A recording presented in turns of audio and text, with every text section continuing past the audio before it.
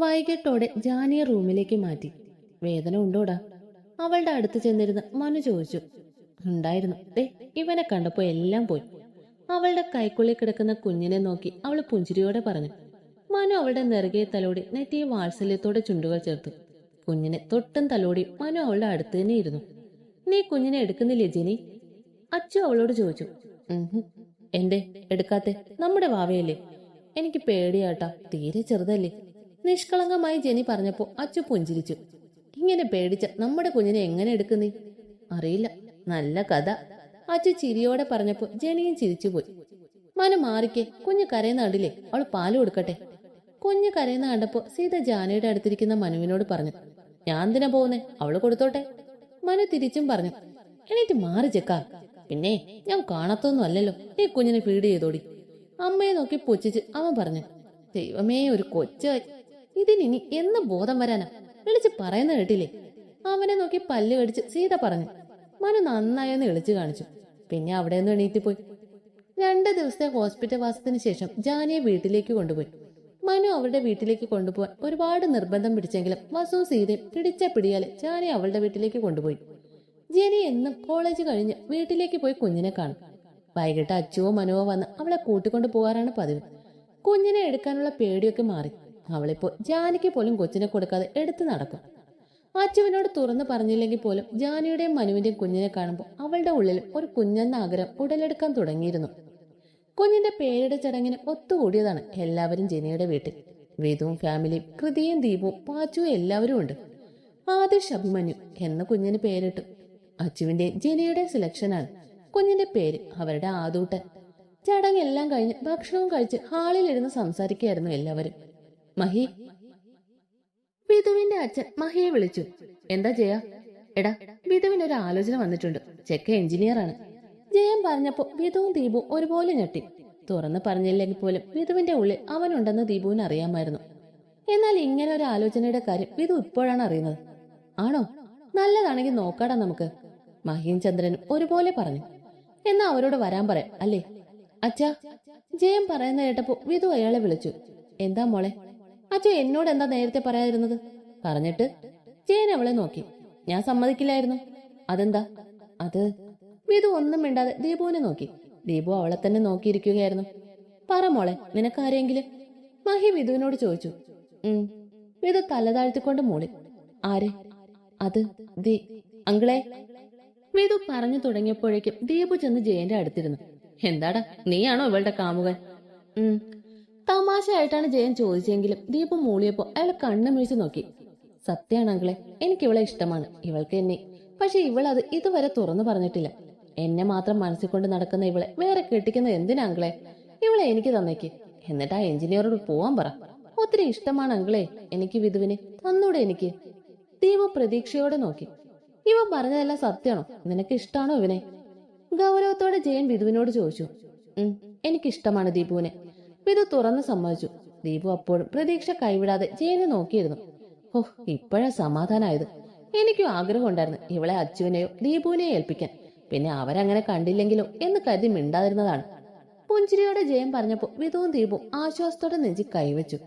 ദീപു എന്ന അച്ഛനെയും അമ്മയും കൂട്ടി വീട്ടിലേക്ക് വാ. അങ്ങനെയല്ലേ ചന്ദ്ര? അല്ലേ മഹി? ജയൻ ചന്ദ്രനെയും മഹിയെയും നോക്കി ചോദിച്ചു.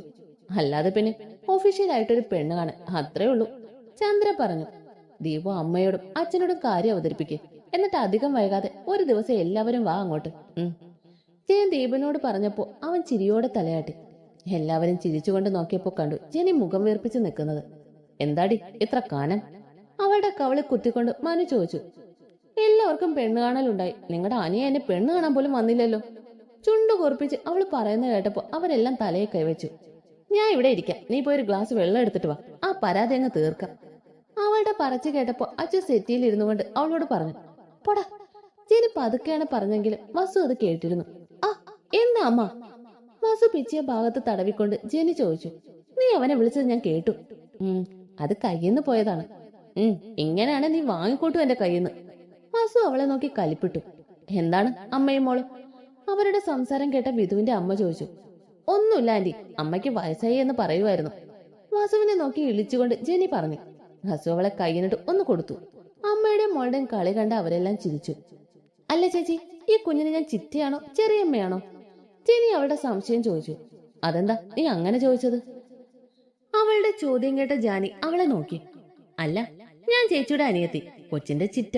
ഇതേ സമയം ഇവന്റെ ചെറിയച്ഛന്റെ ഭാര്യ ചെറിയമ്മ. അവൻ വിളിക്കാനാവുമ്പോ എന്തെങ്കിലും വിളിച്ചോളും, നീ ഇപ്പൊ അത് ആലോചിക്കണ്ട. അവളുടെ തലയെ കൊട്ടിക്കൊണ്ട് ജാനി പറഞ്ഞു. ആണോടെ ചക്കരെ, വന്നേ ജനിയമ്മ എടുക്ക ഇനി.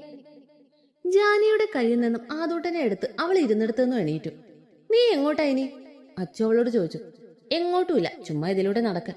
അവനോട് പറഞ്ഞ് അവൾ കുഞ്ഞിനെ എടുത്ത് ഹാളിലൂടെ നടന്നു. നടക്കുമ്പോ അവളുടെ ചുണ്ടിൽ ഒരു താരാട്ടുപാട്ടിന്റെ ഈരടികൾ മൂളുന്നുണ്ടായിരുന്നു. കുഞ്ഞിന്റെ നെറ്റിയിൽ നനുത്ത ചുംബനം നൽകിക്കൊണ്ട് അവൾ പാടിത്തുടങ്ങിയപ്പോൾ എല്ലാവരും അവളെ പുഞ്ചിരിയോടെ നോക്കിയിരുന്നു. അവളുടെ വിരലിൽ പിടിച്ചുകൊണ്ട് ആദൂട്ടനും അവന്റെ ജനിയമ്മയുടെ പാട്ടിനു വേണ്ടി അവളെ ഉറ്റുനോക്കി കിടന്നു. ചേച്ചി, മോനുറങ്ങി. പാടിക്കഴിഞ്ഞ് അവളുടെ കയ്യിൽ കിടന്നുറങ്ങുന്ന കുഞ്ഞിനെ നോക്കി ഇളിയോടെ അവൾ ജാനിയോട് പറഞ്ഞു. ഉറങ്ങിയോ? എന്നെങ്കിത്താ. ജാനി അവൾക്ക് നേരെ കൈനീട്ടി. വേണ്ട, ഞാൻ കിടത്താം, ചേച്ചി ഇവിടെ ഇരുന്നു. അതും പറഞ്ഞ് അവൾ മുറിയിലേക്ക് കയറി. കുഞ്ഞിനെ ബെഡിൽ കിടത്തി അവന്റെ അടുത്തായി അവളും കിടന്നു. അവനൊന്ന് ചിണുങ്ങിയപ്പോ ജെനി പതിയെ അവനെ തട്ടിക്കൊടുത്തു. അവളുടെ നേർക്ക് ചെരിഞ്ഞു കിടന്നുകൊണ്ട് അവൻ ഉറങ്ങി. ഉറക്കത്തിലും അവന്റെ ചുണ്ടിൽ വിരിയുന്ന ചെറു പുഞ്ചിരി ആസ്വദിച്ചുകൊണ്ട് അവളും അവനെ ചേർത്ത് പിടിച്ച് മയങ്ങി. മോനെ കിടത്താൻ കൊണ്ടുപോയ ആളെ കാണാനില്ലല്ലോ. കുറെ നേരമായി ജെനിയെ കാണാത്തതുകൊണ്ട് മനു പറഞ്ഞു. അവളെങ്ങാനും കുഞ്ഞിന്റെ കൂടെ കിടന്ന് ഉറങ്ങിയോ? ദീപു ചോദിച്ചു.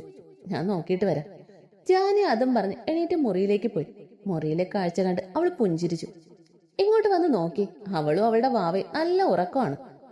ജാനി എല്ലാവരോടും പറഞ്ഞപ്പോ അവരെല്ലാം ചിരിച്ചു. അച്ചു എണീറ്റ് അങ്ങോട്ട് ചെന്നു.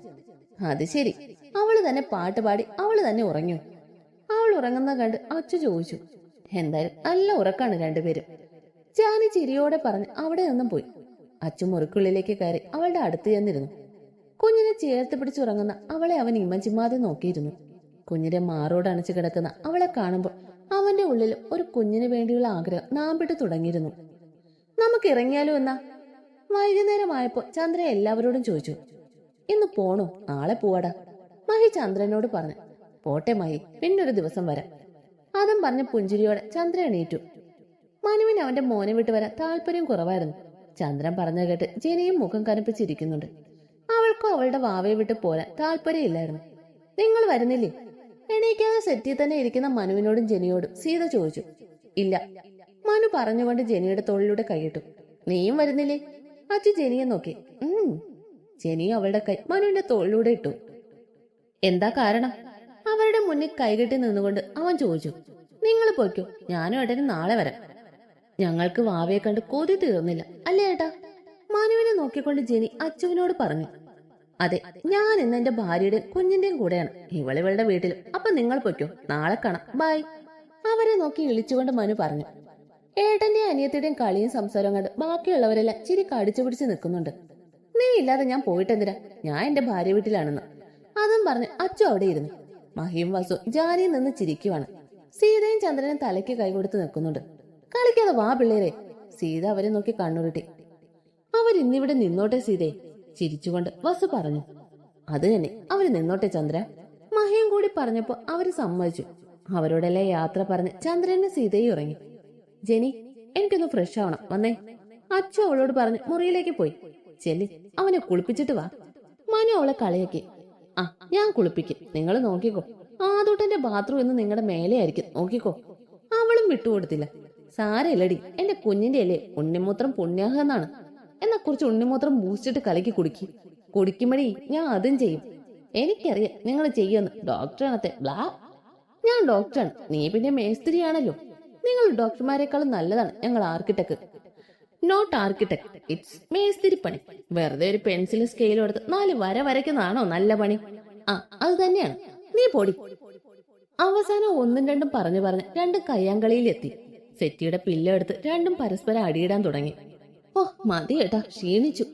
സെറ്റിയിലേക്ക് ചാരിയിരുന്ന് ജെനി പറഞ്ഞു. അവളുടെ അടുത്ത് തന്നെ ചാരിയിരുന്ന് ക്ഷീണം മാറ്റുകയായിരുന്നു മനു. ഞാനൊന്ന് കുളിക്കട്ടെ. അതും പറഞ്ഞ് മനു എണീറ്റു. ജെനിയെ മോളെ, നമ്മൾ പെട്ടടി. എണീറ്റ് എന്ന മനു ജെനിയെ നോക്കി പറഞ്ഞു. അവന്റെ പുറകെ എണീറ്റ് ജെനി കണ്ണും മിഴിച്ചു നിന്നു. പിന്നെ ഏട്ടനും അനിയത്തിയും കൂടി സൈക്കിളിൽ നിന്ന് വീണ ഇളിയും പാസാക്കി അവിടെ തന്നെ നിന്നു. അവരെ തന്നെ നോക്കി കൈകെട്ടി നിൽക്കുന്നുണ്ട് ബാക്കിയുള്ളവർ, ജാനിയും വസുവും മഹിയും. എന്തിനേറെ ഫ്രഷ് ആവാൻ പോയ അച്ചുകൊണ്ട്. കഴിഞ്ഞോ? അവരെ രൂക്ഷമായി നോക്കിക്കൊണ്ട് ജാനി ചോദിച്ചു.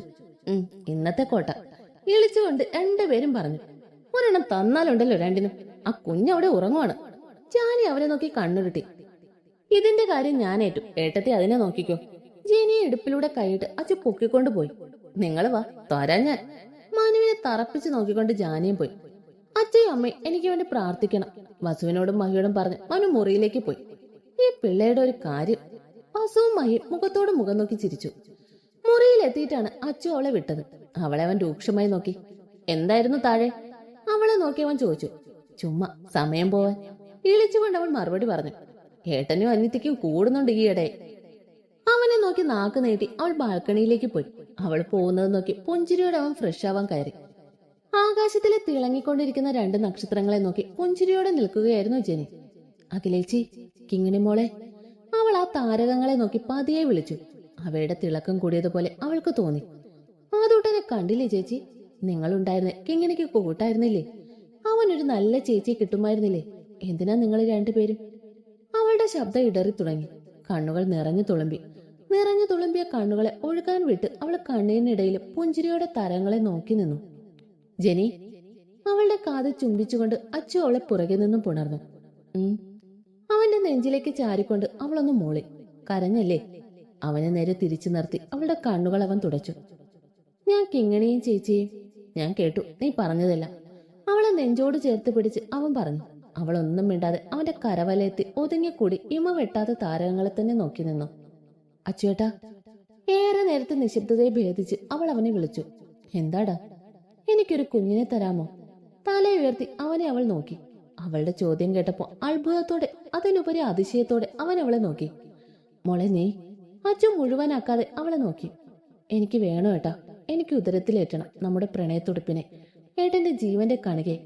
ഓരോ തവണ ആദുവിനെ ചേർത്ത് പിടിക്കുമ്പോഴും അവന്റെ കുഞ്ഞി കൈകൾ കൊണ്ട് മാറി പരതുമ്പോഴും അവന്റെ മുഖം മാറിലിട്ട് ഉരസുമ്പോഴും എല്ലാം എനിക്ക് പറഞ്ഞറിയിക്കാൻ കഴിയാത്ത സന്തോഷാണ്, ഒരു അനുഭൂതിയാണ്. ഏട്ടൻ ആഗ്രഹമില്ലേ? ഇല്ലെങ്കിൽ വേണ്ട, ഈശ്വരൻ തരമ്പ് തരട്ടെ. ജേനി അവനെ നോക്കി പുഞ്ചിരിച്ചു. അച്ചു അവളുടെ മുഖം കൈക്കൊമ്പിളിലെടുത്ത് നെറ്റിയെ ചുണ്ടു ചേർത്തു. എനിക്ക് ആഗ്രഹമില്ലാഞ്ഞിട്ടല്ല, ഒരു കുഞ്ഞിനെ നിന്നോളം ഞാനും ആഗ്രഹിക്കുന്നുണ്ട്. പക്ഷെ ഞാനത് തുറന്നു പറയാത്തത് നീ പഠിച്ചുകൊണ്ടിരിക്കുവല്ലേ, അതാണ്. അവളുടെ വെള്ളാരം കണ്ണുകളിലേക്ക് ഇട്ടുനോക്കിക്കൊണ്ട് അവൻ പറഞ്ഞു. അവളുടെ കവിളിൽ വെച്ചിരുന്ന അവന്റെ കൈപ്പത്തി അവൾ ചുംബിച്ചു. കോഴ്സ് കഴിയാൻ 3 മാസം കൂടിയേ ഉള്ളൂ. I can manage. അവനെ നോക്കി വിടർന്ന കണ്ണുകളോടെ അവൾ പറഞ്ഞു. അവനൊരു നിമിഷം അവളെ തന്നെ നോക്കി നിന്നു. അവന്റെ സന്തോഷവും അമ്പരപ്പും അവന്റെ കണ്ണുകളിൽ നിന്നും അവൾ വായിച്ചെടുത്തു. കൂടുതലൊന്നും പറയാതെ അവളെ കൈകളെ കോരിയെടുത്തുകൊണ്ട് അവൻ മുറിയിലേക്ക് കയറി. അവളെ ബെഡിലേക്ക് കിടത്തി അവളുടെ അടുത്തായി അവളെ തന്നെ നോക്കിക്കൊണ്ട് അവനും കിടന്നു. അവന്റെ നേർക്ക് തിരിഞ്ഞ് അവന്റെ ടീഷർട്ടിൽ പിടിച്ചുകൊണ്ട് അവന് ഏറ്റവും ഇഷ്ടപ്പെട്ട വെള്ളാരം കണ്ണുകളിൽ പ്രണയം നിറച്ച് അവളും അവനെ നോക്കിക്കിടന്നു. അവളുടെ പനിനീർ ചുണ്ടുകളും ശ്വാസോച്ഛ്വാസങ്ങളോടൊപ്പം ഉയർന്നു പൊങ്ങുന്ന അവളുടെ മാറിടങ്ങളും, അതിനെല്ലാം ഉപരി അവളുടെ മൂക്കുത്തിയും ആദ്യമായി കാണുന്നത് പോലെ അവൻ നോക്കി. പുഞ്ചിരിയോടെ അവനെ തന്നെ നോക്കിക്കിടക്കുന്ന അവളുടെ മുഖത്താകെ അവൻ വിരലോടിച്ചു. അവളുടെ അതരങ്ങളിലൂടെ അവൻ വിരലോടിച്ചപ്പോൾ വിരൽത്തുമ്പിൽ അവൾ കടിച്ചു. അവളെ കണ്ണുരുട്ടി നോക്കി അവനെ വശ്യമായ പുഞ്ചിരിയെ അവൾ അവളിലേക്ക് അടുപ്പിച്ചു. അവളുടെ പുഞ്ചിരിയെ അവൻ അവനിലേക്ക് പകുത്തെടുത്തുകൊണ്ട് അവളുടെ കവിളിൽ കൈവച്ച് അതരങ്ങളിൽ അമർത്തി ചുംബിച്ചുകൊണ്ട് അതരങ്ങളെ അവൻ പൊതിഞ്ഞു. വേദനിപ്പിക്കാതെ മൃദുലമായി തുടങ്ങിയ ചുംബനം അതിന്റെ എല്ലാ കെട്ടുകളും ഭേദിച്ചുകൊണ്ട് തീവ്രമായി തുടങ്ങിയപ്പോൾ അവൻ അതരങ്ങളെ മോചിപ്പിക്കാതെ അവളുടെ മേലെ കിടന്നു. അവന്റെ ടീഷർട്ടിനിടയിലൂടെ അവളുടെ കൈകൾ അവന്റെ പുറമാകെ ഓടി നടന്നു. അവളുടെ കവളിലൂടെ ഇഴഞ്ഞു നീങ്ങിയ അവന്റെ കൈകൾ അവളുടെ മുടിയിൽ കൊരുത്തു പിടിച്ചു. ശ്വാസമെടുക്കാൻ ബുദ്ധിമുട്ടിയ അവളുടെ അതരങ്ങളെ മോചിപ്പിച്ചുകൊണ്ടവൻ നാവിനാൽ അവനെ ഏറ്റവും ഇഷ്ടപ്പെട്ട അവളുടെ താടിച്ചുഴിയെ തഴുകിക്കൊണ്ട് ദന്തങ്ങൾ ആഴ്ത്തി. അവളൊന്ന് ഉയർന്നു പൊങ്ങി. മുഖത്ത് നിന്നും അവന്റെ അതരങ്ങളും നാവും ഒരുപോലെ അവളുടെ വടിവൊത്ത കഴുത്താകെ ഒഴുകി നടന്നു. തലയിണയിലും ബെഡ്ഷീറ്റിലുമായി മുറുകിയ അവളുടെ കൈകളുമായി അവൻ കൈകൾ കോർത്തുകൊണ്ട് ഇടം കഴുത്തിലെ നീല ഞരമ്പിൽ അവൻ ഗാഢമായി ചുംബിച്ചുകൊണ്ട് പതിയെ പല്ലുകളാഴ്ത്തി. അവളിൽ നിന്നും ഉയർന്നു വരുന്ന സീൽക്കാരങ്ങളും അവളുടെ ഉയർന്ന ശ്വാസഗതിയും അവനൊരു ലഹരിയായി മാറി. കഴുത്തിൽ നിന്നും താഴോട്ടിറങ്ങിയ അവന്റെ മുഖം അവളുടെ മാറിലെത്തിയപ്പോൾ അവൻ മുഖം പൂഴ്ത്തി. അവളുടെ ശരീരത്തിലൂടെ അവന്റെ താടിയും വീശി ഇക്കിളി കുട്ടുമ്പോൾ അവൾ പുളഞ്ഞുകൊണ്ടിരുന്നു. മാറിടങ്ങൾക്കിടയിലെ മറുകിനെ അവൻ ചുംബിച്ചുണർത്തുമ്പോൾ അവളുടെ കോർത്തു പിടിച്ച കൈകളിൽ നിന്നും അവന്റെ കൈകൾ അവളുടെ ശരീരമാകെ അലഞ്ഞു നടന്നു.